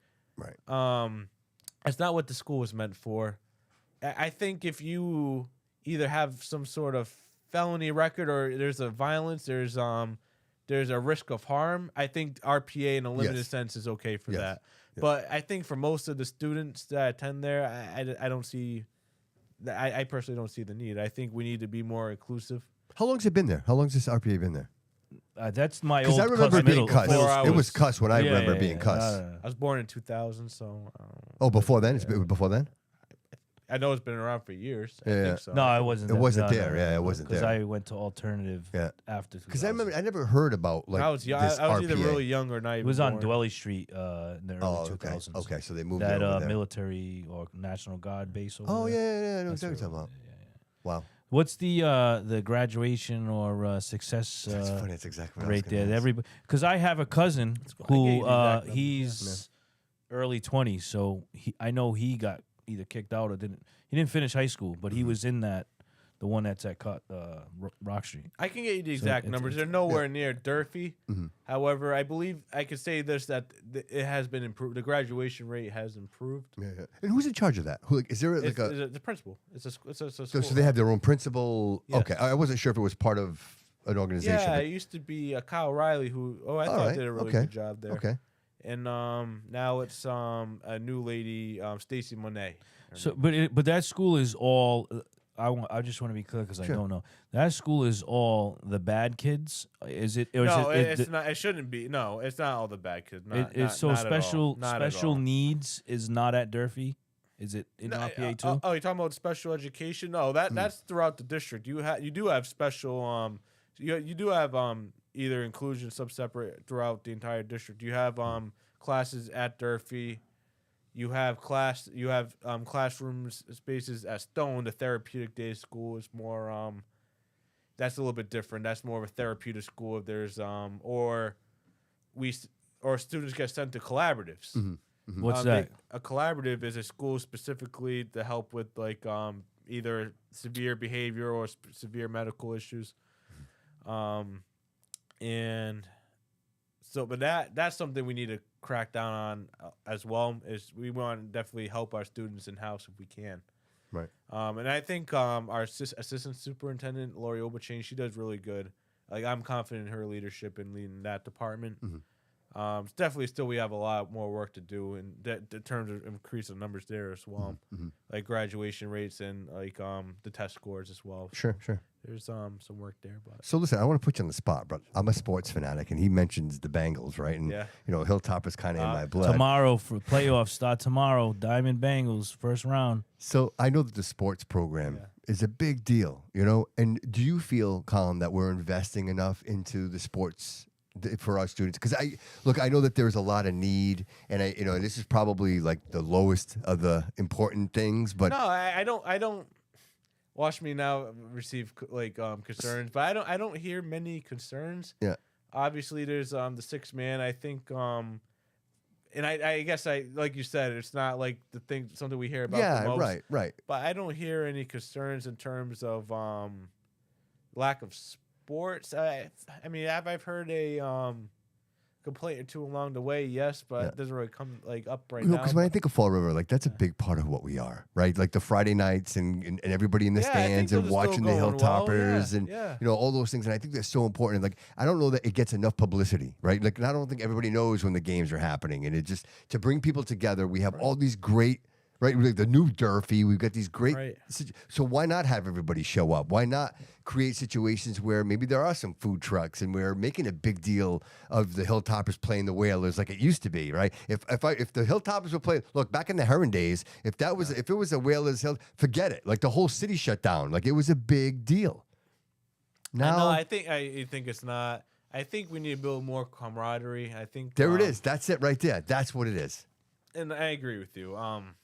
Have you been to a football game? Yeah, I've been to a couple. Yeah. I've been to a couple. Recently? Yeah, no, That's what I'm pretty saying is, good. one of my point is, like, I'm saying bring it bigger. Like, why not have more? Like, let the city know. Parade. Whatever, residents. Like, make it a big deal. Look, if you go down south, like the southern states, football's a big deal. Oh, High school yeah. football Oh, is yeah. a big deal. Like Friday Night Lights. Why? marching band. Right, and we have the passion here. Like, everybody loves, whether you're the Bengals or Well, the I think Hilltop. Durfee's not doing too well right now, Well, right? again, the Yeah, investment in yeah, the sports, yeah. like why not? Right? I think it's low hanging fruit, man. Like I know we have budget issues and there's so many other ugly things that are happening, but I think this That is brings something positive. Yes, Yeah, this yeah, is yeah. something great, and I think it brings the community together. Like everybody gets does. involved. It does 100%. So if I'm just trying, if you have any ideas or anything, we can try and All right. rebuild. I'd like to see Yes. how the attendance is going to games. Yeah. If it's I Because don't parents think- show up. I mean, yeah, I don't know if we post. I know in we live stream the games, and maybe that's good. Maybe that's people Right. stay home because they know they can live stream it. Maybe that's Right. a part of it. Yeah. So I like to see that, and then yeah, no. if Well, I anything, just think that's- that, look, whatever we can do to bring the community together, right? Like I feel like we're just in person. I Yeah, also yeah. feel like a big thing when it comes to sports and people watching it, like quality kind of has to be up there too. You know. sure. Sure. Yeah. But you know what? We complain about Says people the not showing up media to guy. vote. Yeah. Like, okay, nobody shows up to vote. And my question to everybody is the same one. Why? Why? Well, you know what? If I know my neighbor, then maybe we go vote together. Like if we're sitting in the stands together and we have common conversation, bro, I ran over 3 potholes coming over here. No shit, me too. Like those conversations taking place, it brings awareness. I mean, I know I'm using very basic conversation here, but bringing people together is where the conversation takes place. And if we can do that there, then maybe more people show up to vote because people are invested. You know, like I remember going to fix the fields.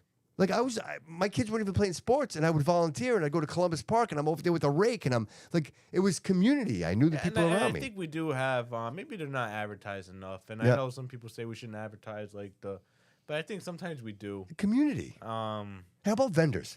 How about people in the city showing up to the games, selling like what the people that showed up for your event? Yeah, like yeah. selling the things that they create, having some tents set up. That's the thing the school committee can, and it's something we can tackle as well Yeah. because we approve the policy.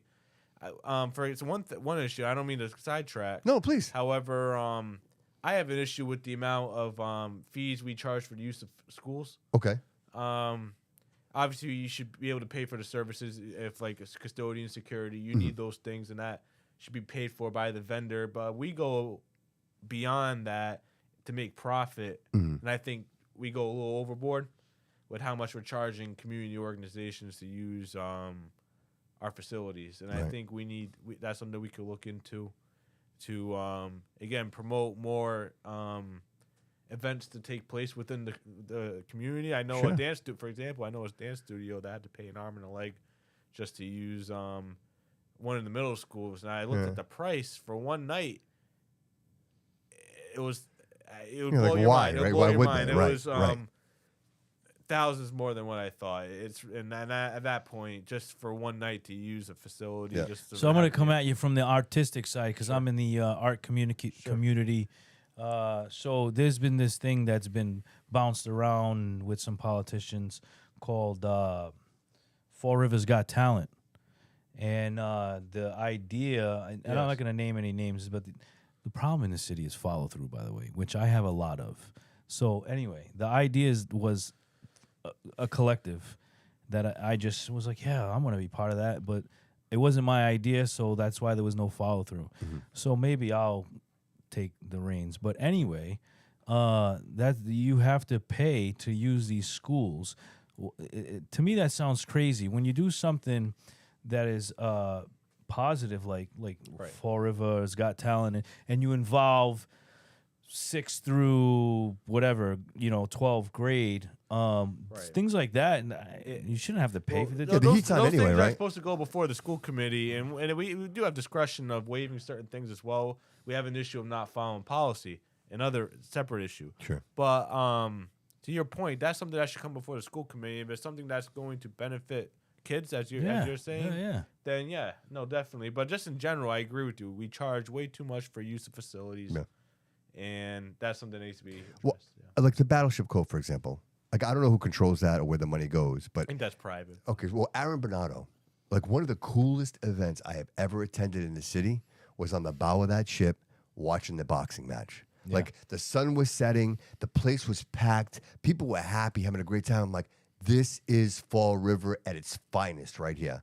So I'm like, Aaron, you're gonna do that again? And he's like, Bobby, I couldn't afford to do it even if I wanted to. Like they charge so much money to they get on upped the the bow of price that. on 'em. Yeah. Like, Unfortunately. right? And like, he's like, it doesn't make any sense for me to do it. So we did the gates of the city. That's he did that event at the gates of the city because and I say to myself, you fools, like the Battleship, like you're bringing all these people on here. People they're on the ship. They're buying products. They're like, this is the idea. Get people here, and you guys are pricing them out because you want money up front. Like to me, like those are the situations. One thing, I don't mean this is going off school Sure, committee, Chamber of Commerce, this one South Coast idea. Yeah. We need to go back to just representing just Fall River, not having these companies from outside of Fall River trying to decide what's best for Fall River, or vice versa, or trying to decide. What's Can you best tell for- us about for New that? Like, I didn't know this. I'm going Yeah, off. yeah, no. Well, there's the one- You're just I mean, talking as a citizen now. the- You're the just one of cham- us. Chamber of Commerce, Regular guy. is used to be the Fall River Chamber of Commerce, advocate for the commerce businesses of Fall River. Sure. They unified with New Bedford. And I think that's in itself controversial. Sure, because New Bedford's doing really good. Had we been getting the best bang for our buck, we were told at the time it would help. Promoting both cities would help both cities. No. Are we getting that? I don't know. I don't know the answer to that, but that's something that should be looked into. Yeah, I was talking to somebody the other day who's an investor. Yeah. And amazing human being. And he's like, Bobby, I want to invest in the city. He's like, so myself and some investors, we went in to talk about opening a restaurant. And we were told that if we wanted to have a meeting to talk about opening a restaurant, that we had to pay a fee to meet with a certain individual before we could even have that conversation. You tell me, I'm really curious. I know I'm not. I'd love to know if it was a. I think you know who. I hate to say the name because I just don't want to throw anything out I'm there. not asking you But to, I think you know who that is, and the idea. And then this person said to me, Okay. Bobby, I have been doing this for a really long time, and in many cities. He's like, they actually opened up the restaurant in New Bedford. That's why I mentioned this. And he said, never have I ever sat down with a city representative who told me that I had to pay a fee in order to sit down and have a conversation with them. So when I hear things like that, like I'm saying to myself, okay, so this is an individual sharing this with me. How many times has this happened, and how many times does it happen? And things are happening in the city because people are willing to pay the fee, and the ones that aren't willing to pay the fee are going elsewhere to do business because they don't want shenanigans. Yeah, no, I think economic development. We could do a whole other show. Oh yeah, on for that. sure, man, for sure. I got more school stuff, but go ahead. Yeah. Just to let you know, about 8 at Boomer Ashes. Yeah, I know he's got us. At 8:15. All right. So I do about it. 5 minutes. We'll do 5 minutes. that We'll do sounds 5 good, minutes. yeah, 5 please do minutes. I just, my this is serious. ahead, This is bro. a serious thing. So Durfee, okay, Corey, I forget his first name. He's in the school committee. Yes. Yeah, like the guy. You're not allowed to answer that question. Oh, I can answer any question I want.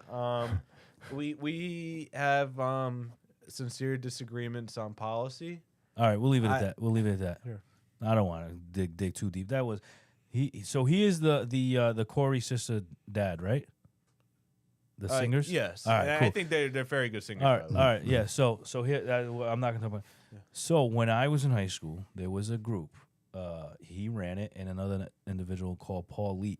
The program was called the Peaceful Coalition. I've heard of it. Okay. So 2020, there was a double homicide in my neighborhood, the 5th Street Park, Griffin Park.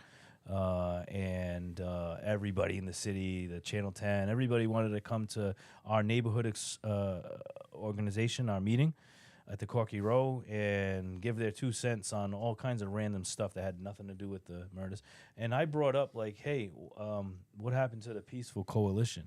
And Mr. Corey kind of just gave, he replied not with an answer, but almost like, it's not my fault that it doesn't exist. I want it to exist. That's kind of the answer I got from him. So Peaceful Coalition, just so you know, was in Durfee. It's when you would take this gang member, opposing gang member, and you'd stick them in the same room. And, 13, 14, 15-year-old kids are knuckleheads. They don't think the way we think, right, and right. I was one of them. So Yeah. when you sat in the opposition, somebody that you'd You're supposedly right. Yeah. Right. Yes. It makes you have a conversation, or it makes you like, there he is right there, like there's my guy that I fucking hate, you know. What I mean? Yeah. And now what happens is you start growing up mentally, like what do I really have a problem with this guy for? Right. What am I really When doing? you're actually presented with it, right? You're presented with this person in front, and you realize we're really pretty much the same person. I've talked to a few people who have went through that program when it did exist, and the same. It worked for me. Okay. When I was. That's great to know, right, Colin? To hear something like that. I was a It's gang member heartwarming. end of 5th grade, Yeah. 5th, 6th, 7th, 8th. When I got to Durfee, I was still a gang member, you know, and it took that program and other things for me to wake up to realize, what the fuck am I Right, doing? Like, right. this is stupid. You know what I mean? So you're saying that program actually really works, and I'm not the only one that will say that.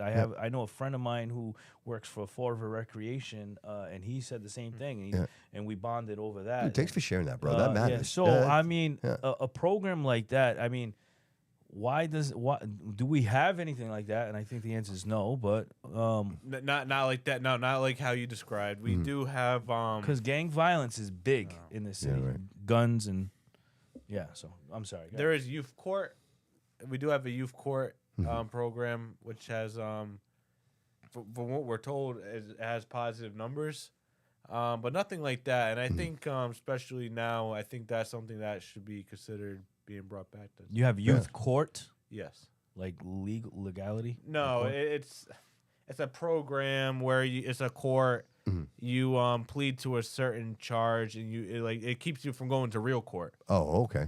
Okay. So from having a record, that's the point. But Oh, so giving you a nothing to, chance. like- Give you, like, Yes. listen, this is the Okay. consequences if you don't Yes. smarten up. But it's not like how like, hey, I know Bobby's a member of this, and I know Jody's a member of that. No, Put them no, in the no, same no. room. No, That shit but works, bro. That's it. Yeah, as you said, it's something that should be brought back, and Yeah. that's something I can get you in touch with the superintendent. I'm being serious with this too. No, if you no, no. want. I play a character, and Bobby knows I'm a serious guy.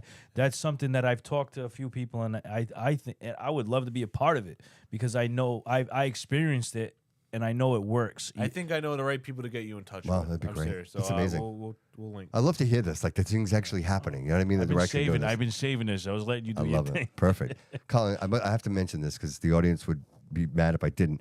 They're all saying that you look stunning today. So I just want to, right? Like the They man like looks the tie. dapper. They It's like the tie, man. They keep saying You the know tie. what? Colin, that Instead of tie. saying stunning tie. Yeah, That's what Colin, they that say. tie looking amazing right This is now. an inside joke. The tie. I think I don't know, but it's a joke because someone, I think it was the mayor. Made No, it was Paul Coogan. I remember this specific video because I laughed at it because Paul just walked in. He was like, "Hey, Colin, nice tie." Yeah, it looks stunning. So that's what it I is. don't know. All I think right. that's, but Yeah. thank you. Well, this is amazing, Colin. I'm just so grateful that you came into the studio No, I'm today, bro. very I know that happy we to be tried to here. get you in here before, and just things didn't work all right. out. And I'll be back. I'll be yeah, back, well, definitely. absolutely. Look, I actually wanted to mention that and say to you that moving forward, brother, if you ever this is your look, whatever you have to say, whatever you want to do, you're always welcome here.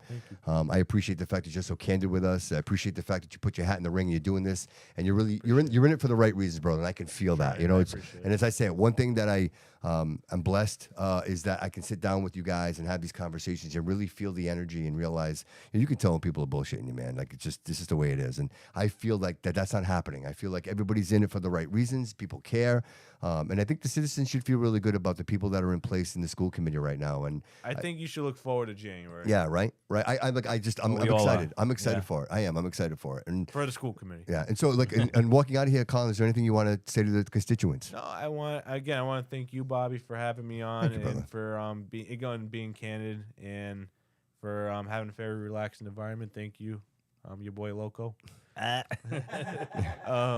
And yeah, make sure please stay involved. If you have any questions, please reach out. And yeah, no, thank you. Yeah, thank you. How about you, Loco? What do you got going on here? What's this? What's this all about? Oh, we're gonna talk about my. Well, my tequila. question is how do you get your face on that box? Like that's what I want to know. This is a brand. They make it in Mexico. It's Okay. tequila. It's reposado. It's really good. They asked me to be an ambassador, so you can contact me and we'll get you. All guys right. So two bottles. things I want to talk about just real quick, and then we'll walk out of here. November 1st, you had an event. November 1st. Yes, I did? You did. You had the. Oh, that Sorry. already happened. Sorry. We're past that. Yes, yeah. I'm talking about November 1st, and it was a huge event. It was Yeah. a costume. Like real quick, how did it go? Like I It wasn't was able amazing. to make it. We all dressed like people from the 70s. We had Jerry curls and afros and bell bottoms, and it was great. A lot of people show up. Was it? Oh yeah, a couple Jeffrey hundred Dahmer people. showed up. Yeah, this guy Jody dressed as Jeffrey Dahmer. Yeah. I lost it when I saw him. Can I ask you a question, dude? Not to put you on the spot. Yeah. Why do you do this stuff outside of the city? Why not do it here? I do stuff here. You No were at more. that summer. No, I know that, but more here, more here, less there. Is it Is depends- it because like you're expanding? Because I would understand that. Yeah, like, if so you're expanding the honestly, Fall River is a very tough place. There's a lot of old That's kind of how I was kind of hoping you'd mentalities. say that. That's, Yeah, there's a lot of old school ways of thinking, a lot of hatred. And not only a lot that, of- you collabed with Mula Monopoly. yeah, that's and from that Worcester. that's a particular event. He's the guys that I collaborated with is from Worcester. Yeah. So well, because I know you had some issues when we had that event at the yeah. cultural center. Like there was another yeah, venue. yeah, we were and- supposed to do it below my studio, and the person as the landlord said he didn't want that type of crowd. which was an amazing crowd, too, by Yeah, the way. and he didn't want that type of people, so we used the cultural center. But I've been hanging out with people from the arts community, and I've been learning a thing or two. I was at City Hall yesterday, and things are going to be changing in this city, so that's why I'm here hanging out with this guy. Yep. And I think things are going to like Yeah, I feel it too, bro. 2026. Yeah. It's coming. Yeah. Well, I appreciate you coming in today, bro. I appreciate Thank you so guys. much. Shit, Yeah. that's all right. Thank you, brother. So we have a big event coming up December 6th over at the Brew House District. I'm working with Nick, working with Marco. Oh, I like Nick. I Have like you had a Nick's chance to Nick's go my yet? guy. Have you had a I've chance to been go to to the Brew Brew House, House? kid. Well, no, for the Nick's for the my Rat dog. Pack night. No, but I know Nick and he does a good job. All right, so there, December 6th. I'm going to Best hold you to it, bro. mozzarella What day is it? sticks December ever. 6th. I think it's a Friday night, I All right, believe. yeah, all right, yeah, so it's a that Frank Sinatra night. I believe we'll be broadcasting live. The Bobby Couto show will be there live. So it'll be a huge event. I like to have everybody come in let and me know. just Yeah. hang out. So Well, maybe you'll come upstairs to my studio for once, and I've been here 100 times. I mean, I would love to come see your studio. Your boy I don't local think- TVs, no TVs I right invite you. upstairs. I'm like, hey, come to my studio. Like, I don't know if I got that from you yet. I don't know if I got it. Hey, come to my studio. You're invited. All So right. is Colin. All All right. right, I'll be down. That'd be great. Diaz. All right. Nice. What? Damn it. You did. I listen. Listen. In my defense, like when I was doing research on him, I went for pronunciation, and because it said Diaz, I'm like, oh well, I'll go. No, with, my mom. No, here's the thing. My mom sent me your like preview. Yeah. And he's like, make sure you correct it. And Yeah. I Isn't should. Diaz with a Z? It is, Yeah, but I Diaz. thought you said it's Diaz. Diaz, and he said Diaz. No, it's the other way. I knew it was Diaz. Yeah. Yeah. I have this thing about like the ends of people's names, like Fiorentina restaurant. I say Fiorentinis. Like I like to put like acronyms at the end of people's names. You know what I mean? It's just something I've always done. I don't know. It's just my thing. Jody, Good thank job, you so much, guys. brother. I Thank appreciate you you. being here. Everybody, Thank like, you. follow, and subscribe to the show if you haven't done so already. Please leave a review. Apple, it really matters. It's really the momentum of the show, and without that, like we really can't gauge the interactions. We appreciate everybody joining the live cast. We've got a couple of shows coming up, a couple of one-on-ones in the old style Bobby Couto element, and I'm looking forward to that. But please remember to like, follow, and subscribe, and we appreciate you being here. And remember, everyone, always remember that all roads lead here.